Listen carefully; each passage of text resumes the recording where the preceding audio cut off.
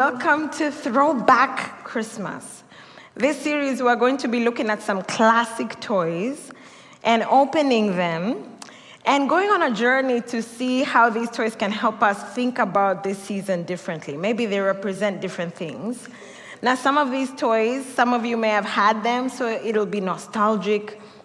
Some of you may be too young to remember these toys, so it'll be a learning. It's a learning for me because I didn't grow up here. If we haven't met before, my name is Mudeu, and I grew up in East Africa. So a lot of these toys I was discovering as we prepared. So you can watch me unwrap the toy like I've never seen it either. So welcome to Throwback Christmas, and today, you guys ready? Drum roll, maybe. Okay, thank you. You guys are into this. I like it.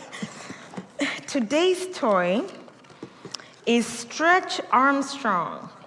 How many of you had this? I can see the laughs. How many of you are like, what is that? Please open and show us. Okay, thank you. Me too. Okay, this is what Stretch Armstrong looks like. I think he needs more clothes to start. But the idea of Stretch Armstrong is that you could pull him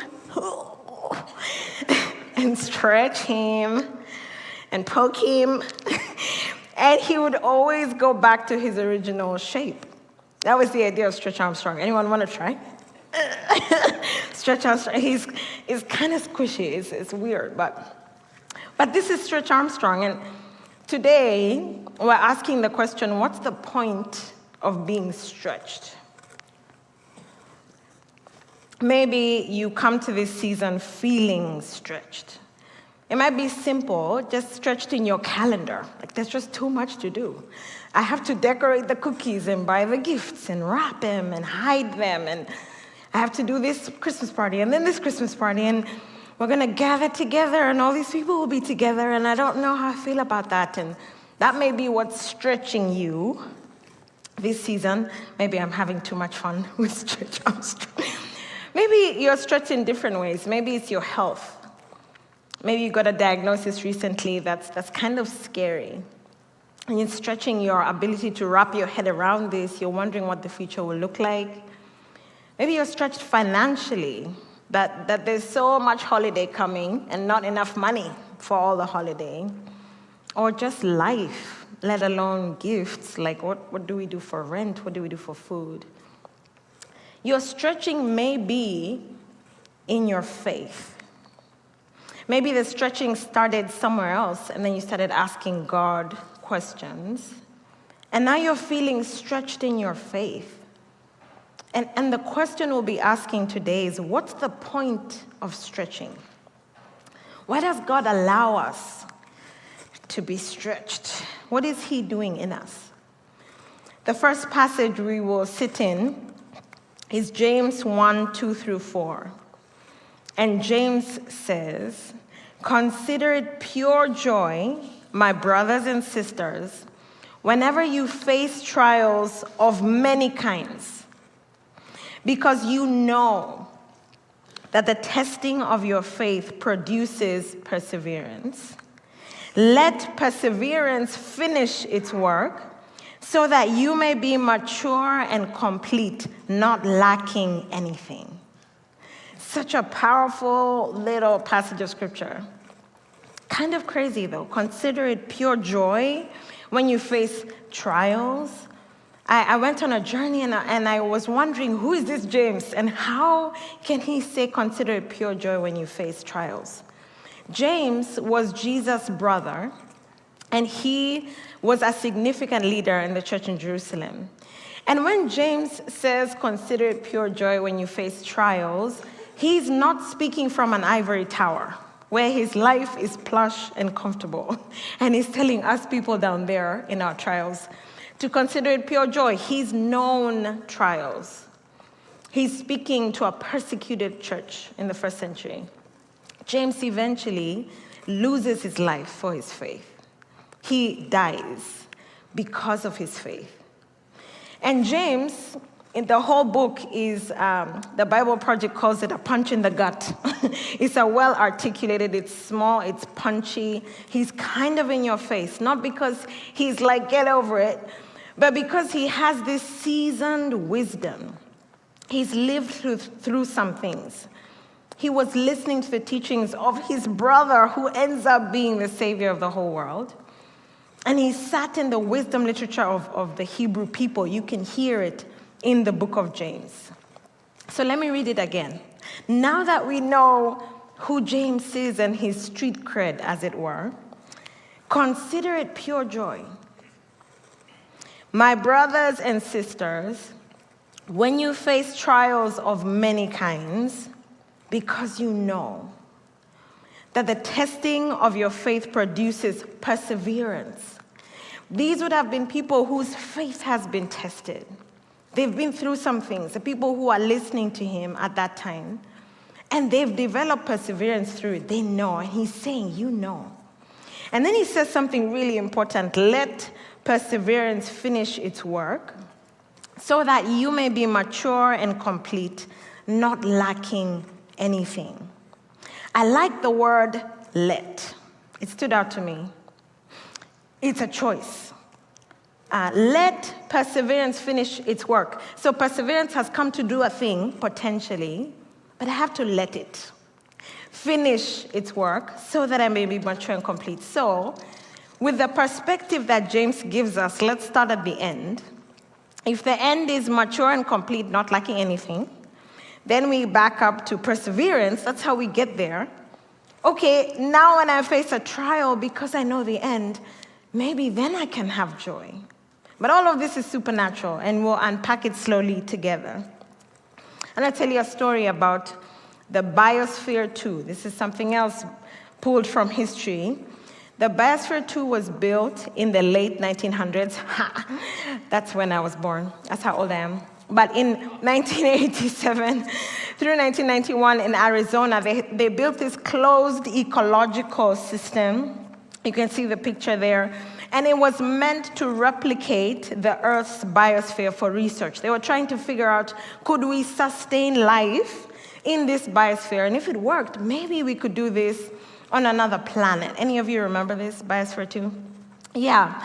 It was fascinating research, and lots of things were learned. It didn't go the full time that they were planning for it because stuff went sideways. But one thing I want to pull out is how the trees responded to the Biosphere 2. The trees shot up. They grew faster than they did in the natural environment. They had the perfect conditions, perfect carbon dioxide, oxygen, all the things. So they shot up really quickly, and then they would tip over. And the scientists were like, what is going on? Why won't these trees get to maturity? What's happening? So as they continued their research, changed different dynamics, turns out what was missing was wind. Without wind, the trees didn't have the capacity to develop resistance. And in the natural environment, when there's resistance, where there's wind, where there's storms, the trees have to sway, and then the roots hear, oh, we need to go deeper so that we can be strong. So the root system develops, and there's stress wood, is what they call it. Something develops on the bark of the tree that makes it stronger. So these trees were popping right out the ground, and without this resistance, without trials, they were not developing roots. They were not developing the stress wood that makes the tree stronger, and they were tipping right over. I was talking to my husband recently about this. Last year, I went through a stretching season. Okay, sorry. Yeah, the gift is fine. And my husband and I went through it together, but I was like that tree in the biosphere, poop, keeled over, and my husband was fine. And we were chatting about it yesterday, like, why were you fine? And I asked his permission to share. And I realized that my husband went through a lot growing up. He had lots of moments that stretched him as a kid. He had lots of moments that stretched them as a family. Of the 7 in their family, 2 parents and 5 kids, they've lost 4 of them. 3, 4. So they've known a lot of pain and loss. And every time my husband has been through one of these things, he's developed some stress wood. And I grew up in a bubble. I grew up in the biosphere. I don't think it is that nothing hard happened, but because I'm the baby of 5 kids, my family sheltered me. So I didn't really know when hard things were happening. And I didn't develop that stress within the same way my husband did. So this last year, as we were being stretched, and I'm like, I'm not fine. I need help. He was like, yes, you need help. He was fine. He wasn't feeling that that like stress in the same way because he had had the seasons in his past to develop those deep roots and just be a steady human in that season. See, trials, when we face them, they strengthen us. We can be mature and complete, not lacking anything. We don't want the in-between. We don't want the wind. We don't want the storms. We don't want the resistance. But we need the deep roots. And we need that stress wood because when something else happens, then you can withstand it. This analogy, I actually read it in a book where a psychologist was talking about the next generation and how we bubble wrapped them. So then they don't have perseverance. They don't have grit, resistance. And his challenge was, let kids go through hard things. Don't shelter them from everything. And as a parent, I remember my first son starting to crawl. And he would crawl and I'd be like this. Like he's here. And my sister is like, sit down. I'm like, he'll hit his head. He's supposed to. That's how he'll know, okay, I shouldn't do that again. And then he'll get better at crawling. We need trials. We need them to get stronger, to deepen our roots, to build that wind resistance. Now, I want to contrast biosphere 2 with the persecuted church. How many of you know that there's over 350 million persecuted Christians alive right now? If you haven't watched this, I have an assignment for you. Go on YouTube and Google, search on YouTube. Gather 25, the persecuted church. It's 1 hour, and you're welcome, because you will not be the same. Listening to the stories of the persecuted church. Recently, I was at an event, and this sweet older lady sat next to me. I didn't know her, and so we got to know each other. And she asked where I was from because of my accent, and I said, I'm from Kenya. And she said, do you have family living there? And I said, yes, my family's still there, my parents and some siblings. And she said, are they safe? And I said, yes. She's like, because there's violence in Nigeria. It's like, bro, that's a whole nother country. But thank you for your concern. But it is true that right now in northern Nigeria, there's quite serious persecution for those who are followers of Jesus. And I don't know how this young woman got on my feed, but she did, and she's from the northern part of Nigeria that's going through some pretty intense things. And the first thing that stood out to me, the first thing that popped up on my feed was their worship service. Do you know how people worship? When they've been through things, when heaven is tangible, they could be with Jesus anytime. I tell you, they do not worship like us holding our coffee cups. They worship with everything they have. They were dancing and walking down the aisles, and I was weeping watching them worship.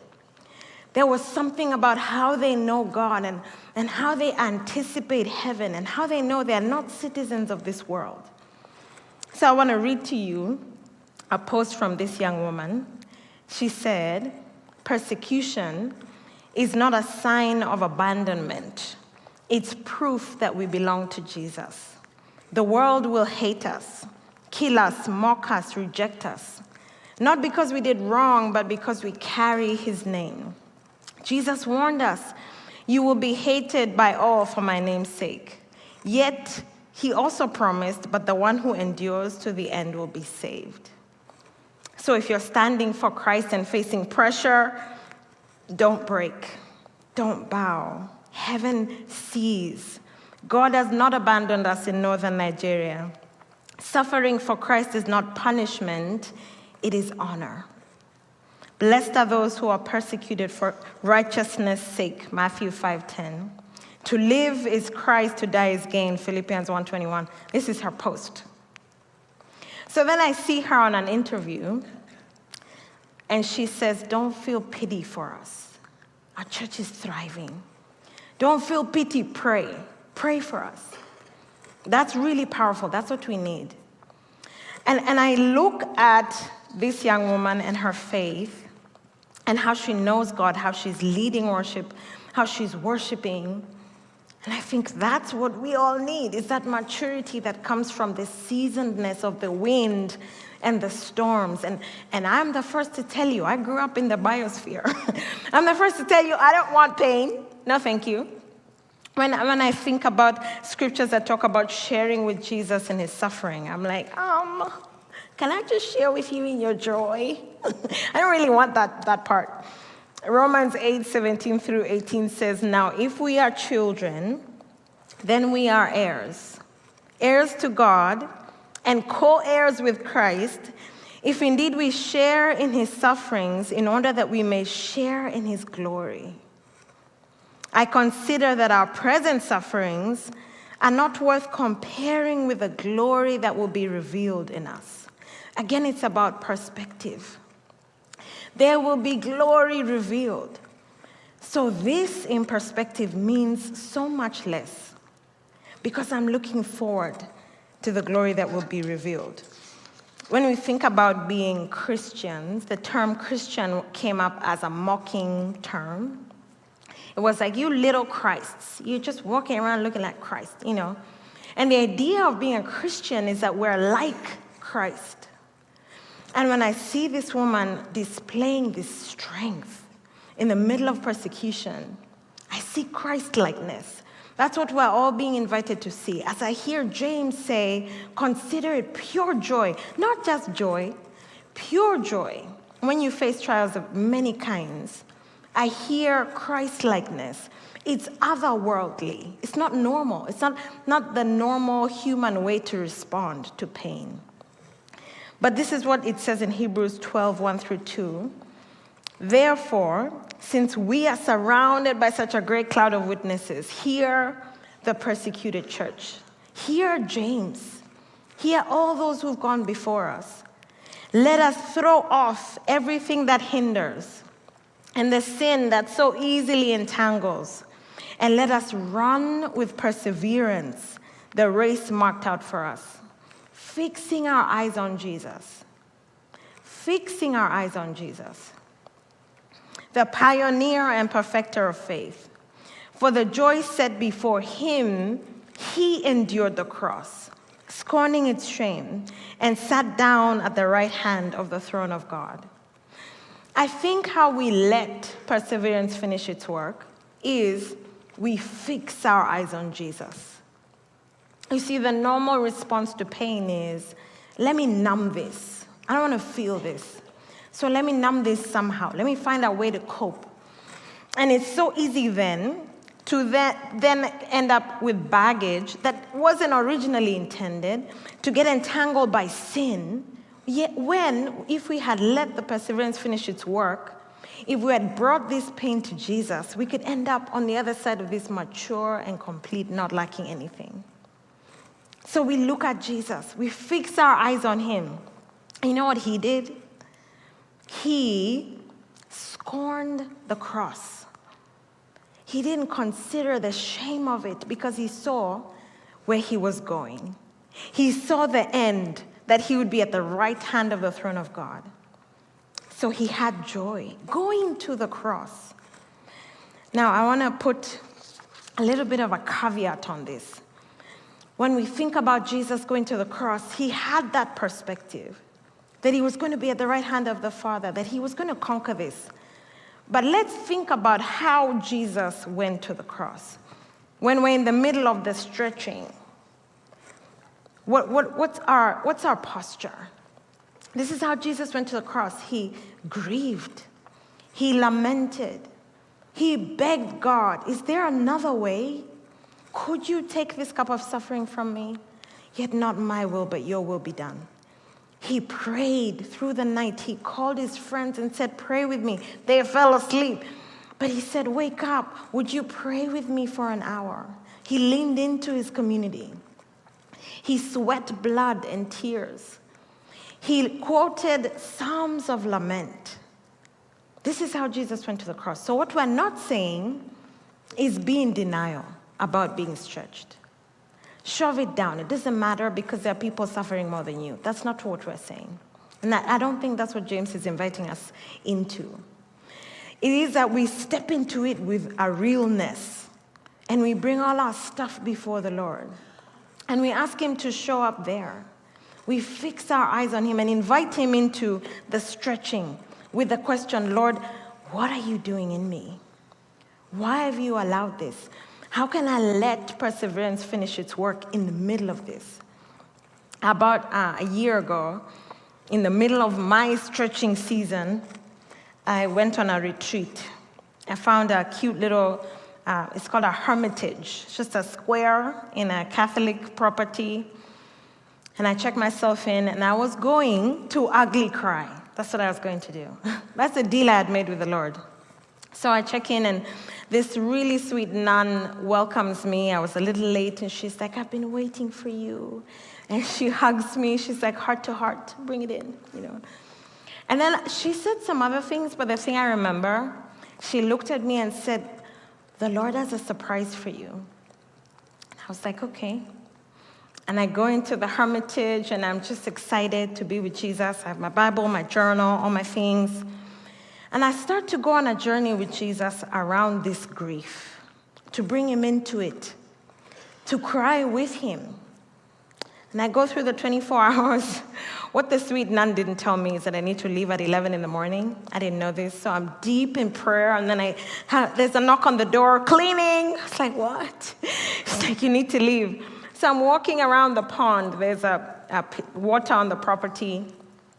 And I'm praying and I'm processing with the Lord. And then I'm surprised by a sense of joy.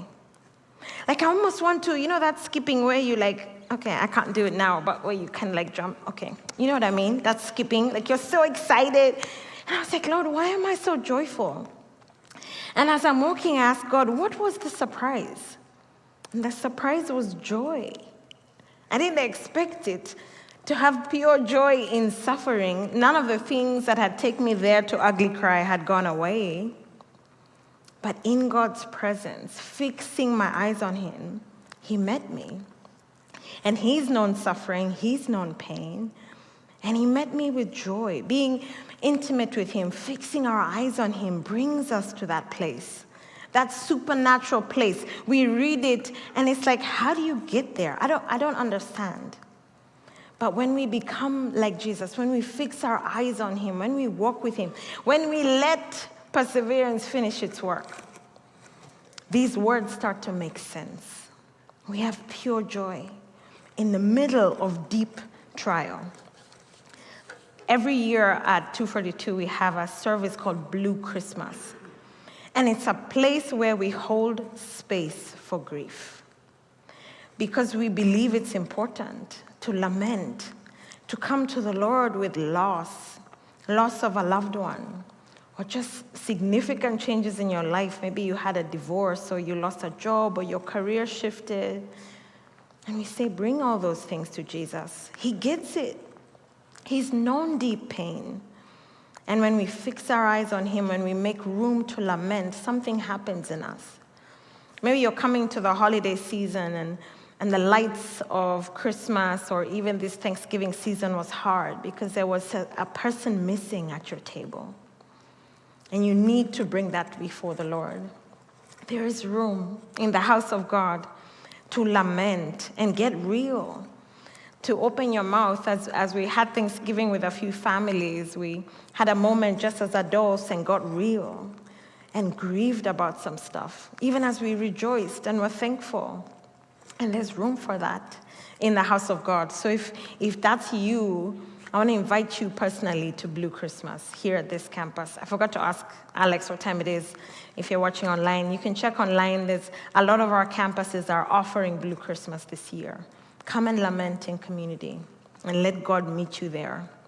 So finally, if you find yourself in a season of stretching, I want you to ask God, what are you doing in me? What are you doing in me? What am I supposed to be learning? What roots are deepening? What stress wood is forming? How are you making me more mature in this? I don't see it. Ask him. Sit with him and have very honest conversation. Where else can we go if we know God? Bring it to him. And then if you have been through a season of stretching, you've come back to the shape, and you've seen God do some things, I want you to talk about that. Share it. Rejoice. Sometimes we hold back because we see other people in pain and think, I don't want to be in your face with all my joy. But your testimony is necessary. Somebody in the middle of stretching needs to hear how God brought you through that stretching. So share it. Maybe volunteer for Blue Christmas. Say, I'll come. I'll pray. I'll hold a family. You may not even say anything. Just your presence will be a huge witness. So those are the two things I want to leave you with. And I want to read James 1:2-4 again.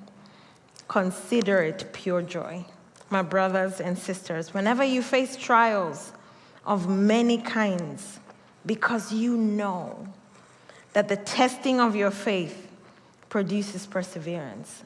Let perseverance finish its work, so that you may be mature and complete, not lacking anything. Let's pray together. Lord, I bring before you